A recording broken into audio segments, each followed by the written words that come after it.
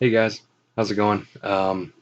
If you're one of my two regular viewers that I think that I might have, you may have noticed that I did not have a video last week. Sorry about that. I didn't have much in the way of mail calls, though what I did have, I did save so that I could show you this week. Excuse me. I also had a small con that I went to, Charlotte Comic Con. It's a small 1 day show every Sunday, or not every Sunday, but every time it comes around, it's on a Sunday, and it comes around 3 to 4 times a year. A really great show. If you're a North Carolina native, or within traveling distance, fantastic show to check out. But let's go ahead and skip ahead of that because I've got some pickups from the con and just general mail calls that I want to go ahead and show off. So I want to go ahead and get through this as fast as possible. I'm going to start off with the humorous part, which is the Marvel Comics 48-page spectacular Mission Impossible. Gorgeous artwork there. Trying to recreate Tom Cruise's look is the one and only Rob Liefeld. Just fucking hilarious, in all honesty. Going along with that trend, we have Captain America #1. Just look at those sunken cheeks. The sunken cheeks and the narrow nose. That's the trademark of the Liefeld. That, and of course the no feet and pouches, which this prominently displays dwarf feet, possibly elf feet. No pouches, but it does have the trademark lines around the crotch, which is to explain that the hero actually has a vagina. Captain America's vagina is actually quite nice. Speaking of Captain America's vagina and Rob Liefeld artwork, the other Captain America #1 by Liefeld. Look at that nice package right there. Enjoy that.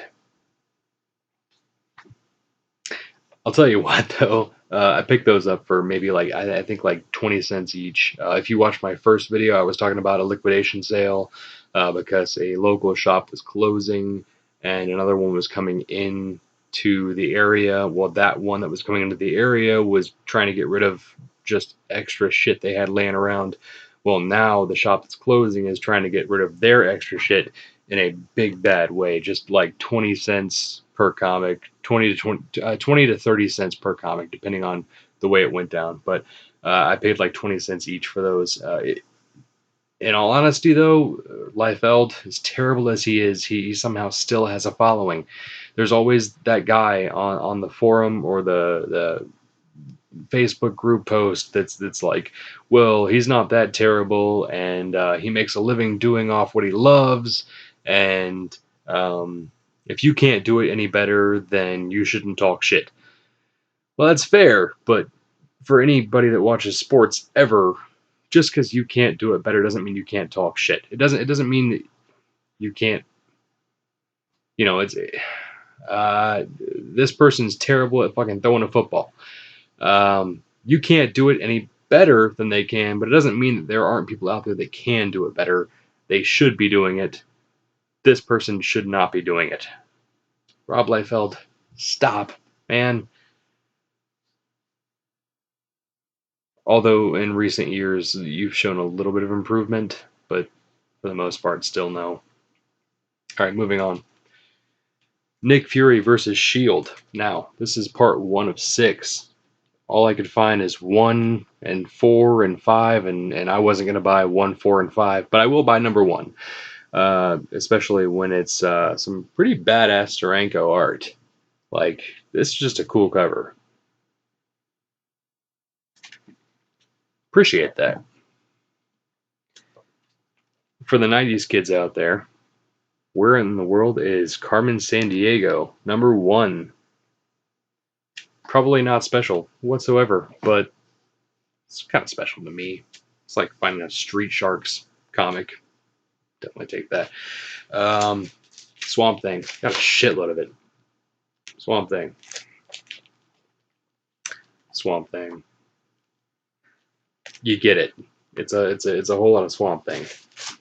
All of it, for the most part, Volume 1, there was a brief gap in the numbering where it went from Swamp Thing Volume 1 to Saga of Swamp Thing, and then it went back to Swamp Thing number 1, kind of like how Amazing Spider-Man went from Volume 1 to Volume 2, back to Volume 1.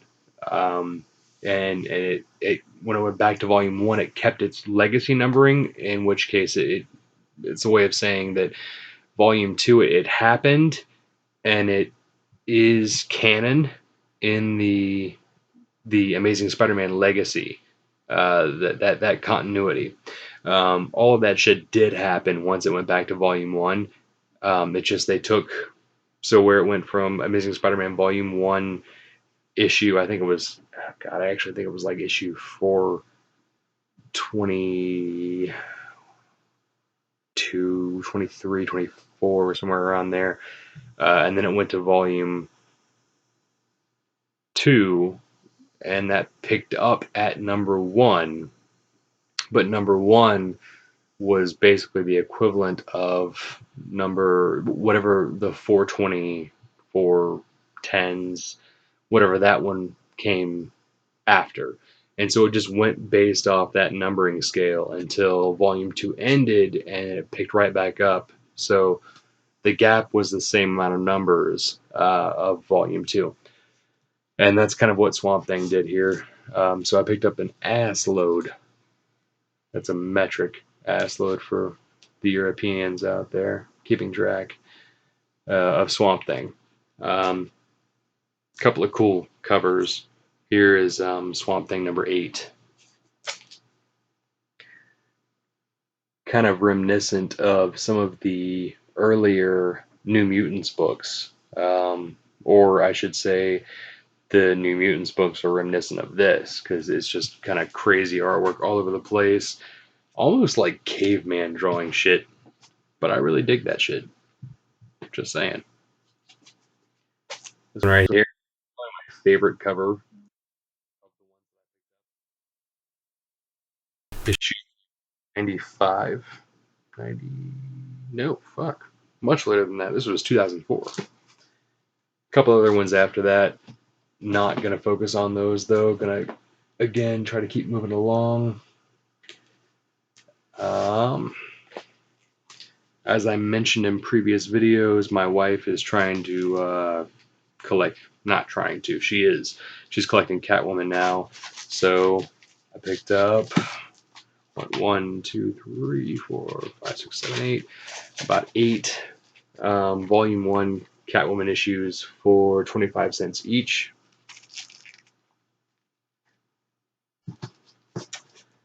This one I grabbed because I just really liked the artwork. This is Oh Crazy Man.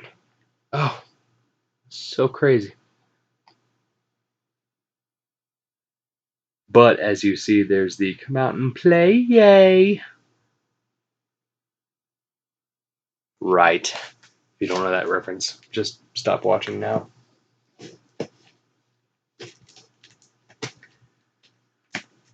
Ghost Rider, Captain America, Fear, trade paperback. Only way you can get that book, by the way.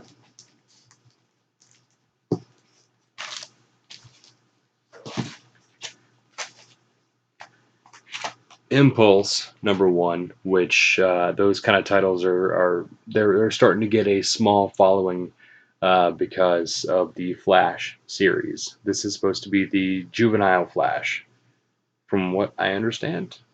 I can't say that I'm the most familiar with DC titles, but I'm pretty sure it's supposed to be that it's the stories of the young Flash once he first developed his abilities. This one is Marvel Annual number 1 of The Impossible Man. Now, I just picked this up just because it's campy as shit, like Madcap or Slapstick, and because it came with, a number 2.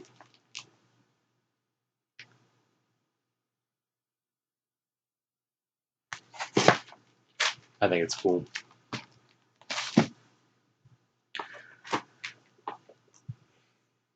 Michael Turner does the Hulk. World War Hulk, Marvel Spotlight. Now, with the potential of um, Thor Ragnarok introducing the whole Planet Hulk storyline, I think that there's a decent chance that the Illuminati, as far as the Marvel Comics universe goes. Um, so I went ahead and grabbed this again for 25 cents. This is the New Avengers Illuminati Secret History #1. So there you have all of the members of the Illuminati. These are the guys who voted Bruce Banner off planet Earth, which, in turn caused Planet Hulk to happen, which in turn caused World War Hulk to happen. Great story, guys. If you haven't read that, that's some essential reading right there. We've got Wolverine First Class #18. Nothing special about this, but it is very, very early Scotty Young art. And I love Scotty Young as far as his non-baby art goes, although I do have the occasional baby art cover that I do really enjoy. That would my two favorite ones would be Moon Knight and Morbius the Living Vampire. Those covers are fantastic. So I've got House of M2 variant.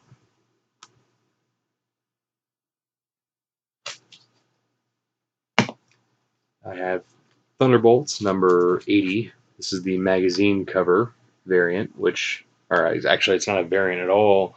It's just the magazine cover. Thunderbolts did a few of these. I think it was 6 of them in a row. Just awesome covers. Love it. Who is the greatest? Who is the greatest? Adventures of Superman #644. If you've been watching and following along, you know my love for Zatanna. So for 30 cents, I will grab that. Even though I already have it, I'm just, it's an addictive personality. Excuse me. Barack Obama, the Campbell cover.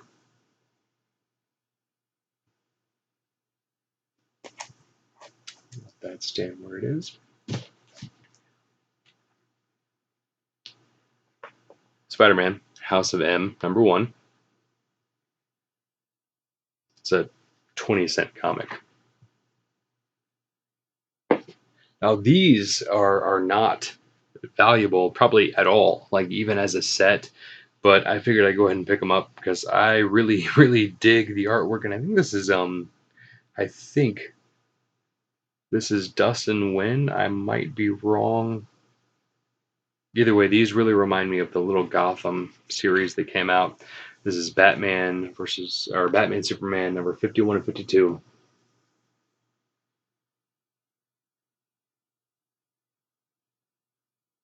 Great covers. 51 featuring a ton of characters, including my favorite, of course, there, Zatanna. 52 features a hell of a lot more action. And then right there at the bottom, you've got the Joker, or 2 versions of the Joker. Very mysterious. So, move on to Secret Invasion #1. This is a Wizard World variant. Now, if you did not read Wizard of the Coast when you were a young collector, man, I feel sorry for you. And I feel sorry for me or any other collector right now for not having Wizard of the Coast magazine anymore. Like, that shit was incredible. That was our insight to everything coming out back before the internet was there. So it was like, you have the internet now where you have so many resources to go and look up things that are coming out or things that are heating up or your price guide or whatever, which is great. Um, but you've got to seek it out. You've got to seek out those individual pieces of information. There's really no conglomerate of information anymore. And that's what Wizard was. Wizard would give you the previews of the upcoming series, the art of the hot artists, saying, hey, this is what I'm working on, this is when you're going to see it, and then at the very back of Wizard, you'd get a kind of like a mini price guide, a mini, as of this month, which was usually like last month, but as of this month, this is what this book is going for. And we don't get things like that anymore. And again, the information is there. You just have to know what you're looking for. So anyway, moving on.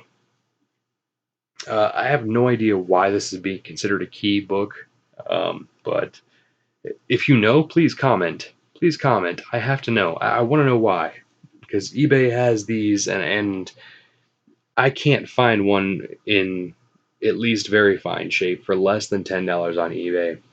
Uh, and a lot of the listings will call it a key, and a lot of them will say Deathstroke movie, but this isn't the first appearance of Deathstroke. It's not a key as far as I know. Can somebody please tell me why this book is commanding $10 each? You would be doing me a huge service, because I picked up, like a few of them for 20 cents each. And I, all honesty, I have no fucking idea why I did, other than that they were 20 cents each. But again, I have no idea why they're important. So, Catwoman Annual 95. That's just a book that my wife picked up because she's, Catwoman. Catwoman. Catwoman. We're done with Catwoman for a moment, so we're going to go to the gamers out there. Devil May Cry. This is number 1. Devil May Cry number 1. This is Michael Turner artwork. See if I can try to get that in the frame. There you go. Mr. Ike Turner. For all of you obscure first appearance lovers. Star Slayer number 1. What's important about that? Really kind of nothing, because it's not even like an official full first appearance, but it is the first cameo appearance of the Rocketeer. You can get a couple bucks for it, especially when you find them for 20 cents each, 25 cents each. By the way, Star Slayer number 3 is the one you want if you want 2. Star Slayer number 2 is the one that you want if you want the first appearance of the Rocketeer. I've got Blade Max number 1. I have faith in this book because I am 96% sure that Blade is going to get a reboot series. And why not? If nothing else, just for Netflix. Blade is an incredible character, and he's a fan favorite. He has an established fan base based off of the Wesley Snipes movies. So even if you don't go the Wesley Snipes route, you have that built-in fan base, myself included. I will watch this. Put it up. So here we go. Just some other random pickups. She-Hulk. Damn near all of these covers are done by Greg Land. Very, very popular artist. And with good reason, too. Like, he's extremely talented. Also extremely accused of tracing, which I'm not going to disagree with, but I guess whatever fucking works, right?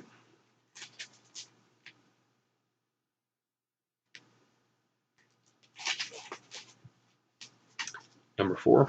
This is my last She-Hulk pickup. That is also a very early Attic Renov cover.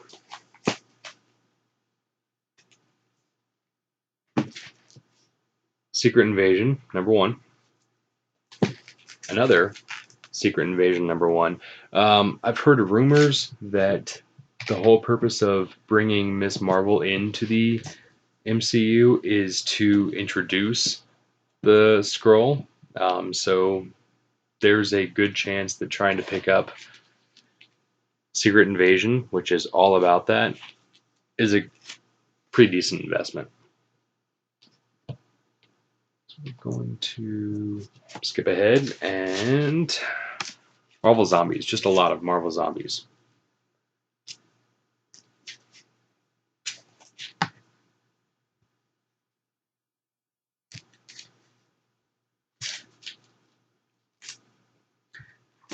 Marvel Zombies with Man-Thing and Deadman. Not Deadman.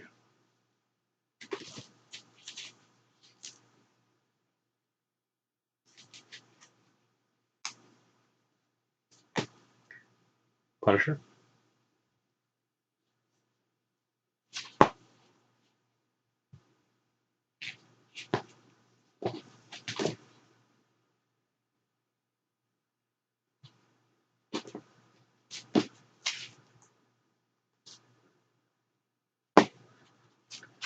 So really like nothing overly impressive. No good homages or whatever, but it's still Marvel Zombies. It's still a really, really fun storyline.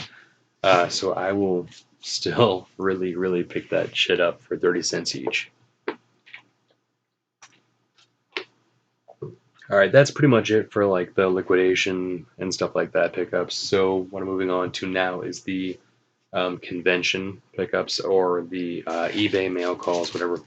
Starting it off right here is going to be an eBay mail call. This is the last issue that I needed. The Catwoman Adam Hughes Zatanna covers. This is the last one I needed, and I got it for $5 on eBay. It is a flawless copy. The guy packaged it fantastically. No complaints whatsoever. Now, this is one that I've been looking for a couple of years now, and it's not that I can't find it online. It's all over the place and for affordable prices, but occasionally you run across that one book that it's a little more challenging and you want to find it in person. This is it for me. Elvira's House of Mystery #1. This is a Brian Ballard cover. Let's see if I can get that in the frame. There it is. Fantastic cover, and with my next mail call, hopefully, because I bought something very special to me, with my next mail call, I'll be able to show you this one and that one, and just hopefully you'll see the connections that I see. But moving on from that one is Elvira's Christmas Special #1. If you're not an Elvira fan, I'm sorry. I know those are lame, but to me, they're the bee's knees. Yep. All right, so this one I got from my wife. In my first video, again, if you watched that one, I told you about Nickel Spot Comics doing their liquidation sale. Well, they were at this convention as well, doing a whole bunch of boxes and stuff like that. Stuff that I'd already gone through, but then some stuff that I hadn't gone through. Among those was this book here, and my wife was actually with me this time. So she was helping me dig through, and I pulled this out, and I was like, hey, you love this movie. She's messed up in the head, and Jack Nicholson is her favorite Joker. And she just hadn't seen this before, so I was like, and she was like, no, I need that. And I was like, I mean, do you need that or you want that? And she was like, no, I know, I need that. And you need that. I was like, how do I need that? And she was like, well, you want to sleep in our bed tonight, right? Yeah. So anyways, I got this for my wife. A buddy of mine was there, and he was once again selling a book for a friend, and it led me to my second copy of Thunderbolts #110, the 1 in 10 Jock variant. This is the first and only time that I know of Jock doing a Venom cover. and it is also extremely sexy. Unfortunately, this one is only maybe a 9.2, 9.4 due to a really bad corner ding, so it is not grade worthy, but it is something that I will hold on to, and maybe somebody wants it down the road, and I can offer it up for trade for something that I do want. Uh, and hell, even if that time doesn't come around, I've still got a great book for a great price that can just stay in my PC. Moving on, we have Harley Quinn #1. This is the Emilio Lopez slash Randolph variant.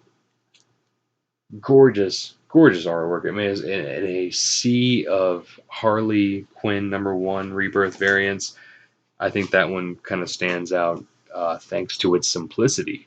Really, it's not overly complex. Like it's animated. Like it feels like a '90s animated kind of cover to me. Um, and I really like that. And it was also dirt ass cheap. So this one I picked up from the same guy that I picked up the Thunderbolts 110 from. He had found this and offered it to me first because he knew about the other ones. But if you recall from my first, second, possibly third, depending on what order it was in, videos, I have Iron Man, or What If Iron Man Demon in a Bottle, uh, which is part 1 of 4 with the What If Venom Possessed Deadpool quadrilogy. I also have the Wolverine, or What If Wolverine Father, which is part 2. Well, now, thanks to this friend of mine, I now have Amazing Spider-Man, or What If Amazing Spider-Man Grim Hunt, which includes parts 3 of 4 of this. So now I'm only one part away from finishing the What If Venom Possessed Deadpool. Uh, I guess you could call it a run.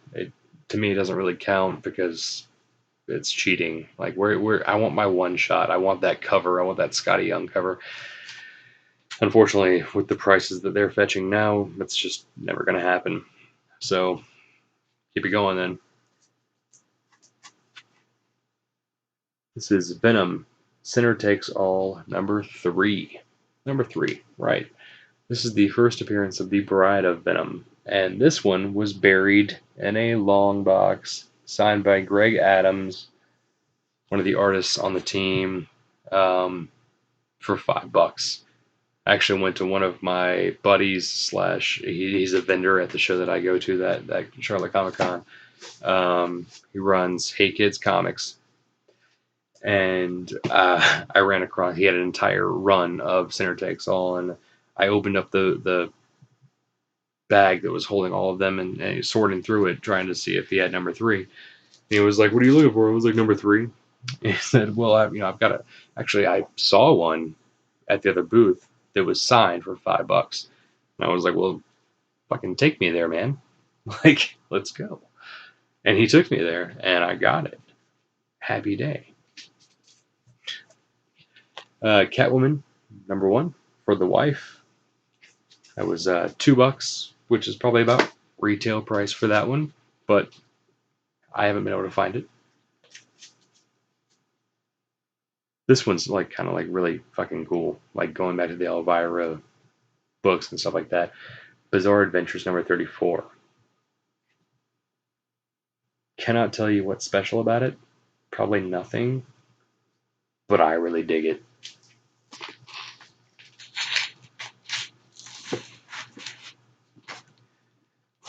All right, last leg of this. I'm going to try to make it as fast as possible. Secret War. There you go. Grab the title. Book 1 of 5. This is Gabriel Dell'Otto art. So pick it up if you can. #5 is the first appearance of Quake. Also has a variant. The Punisher manga, #1. I just thought that was kind of cool. I've never seen it before, and if I've never seen it before at this point, if I've never seen it before and I think it's kind of cool, I'll usually pick it up. Uncanny 473, Psylocke appearance. Going back to the if I've never seen it before, I think it's kind of cool. Here we have Mr. T and the T-Force with Calm It Down, a limited edition trading card. I pity the fool who don't have that.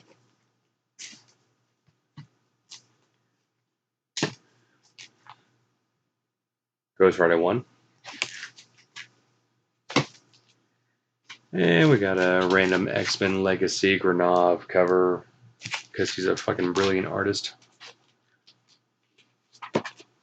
Supergirl 0. Which I've got a couple of guys who just fucking buy up anything with Supergirl on it right now. Fine with me. New Avengers #1, one I have not talked about yet.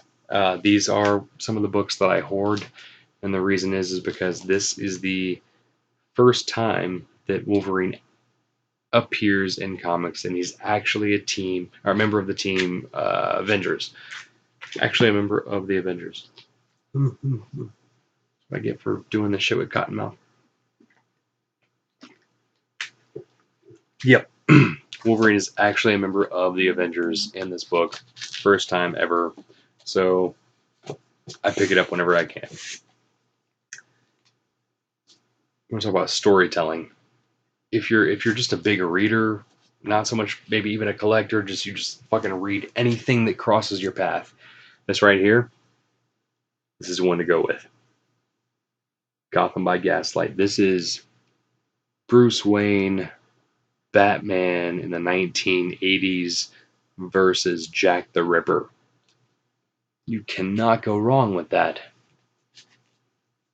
Not an expensive book either, just a great read. Justice Society of America, #9, Alex Ross Power Girl cover. I'm a simple man. I see boobs, and I buy it. Wolverine, Weapon X, #1, variant.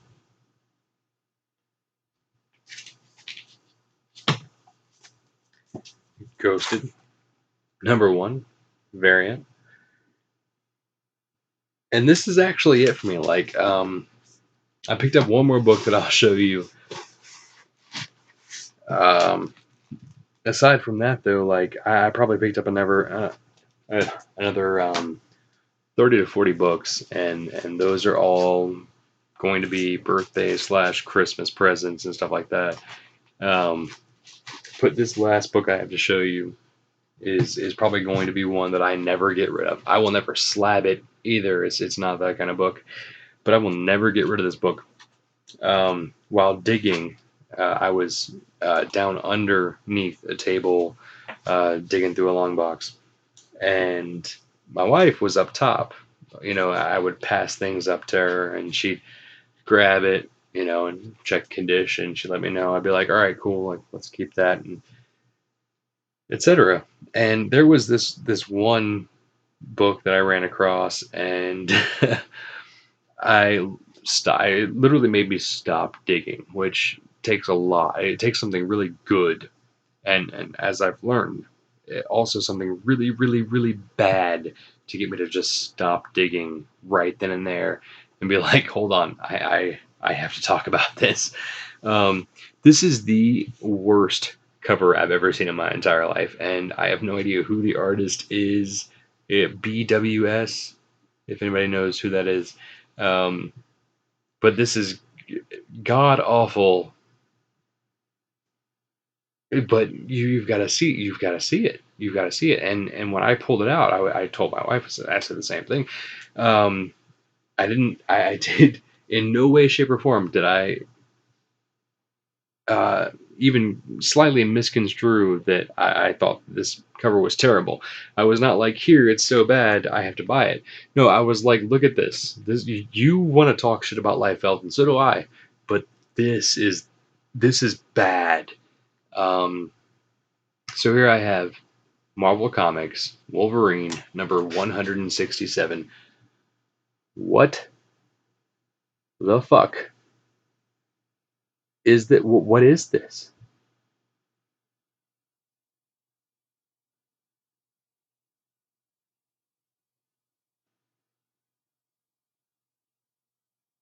BWS.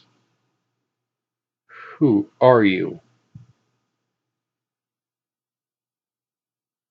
If you see this, I want you to take the pencil that you use to draw, and I want you to put it up your jugular. No, not really, because that's terrible. But just don't do this to any character again, ever. I don't care how terrible the character is. Just don't do this again. But I found it adorable that for whatever reason my wife thought that me saying that this is the worst art I've ever seen in my entire life, she was like, well, that means that he has to have it. I'm going to put that in the pile that is to buy.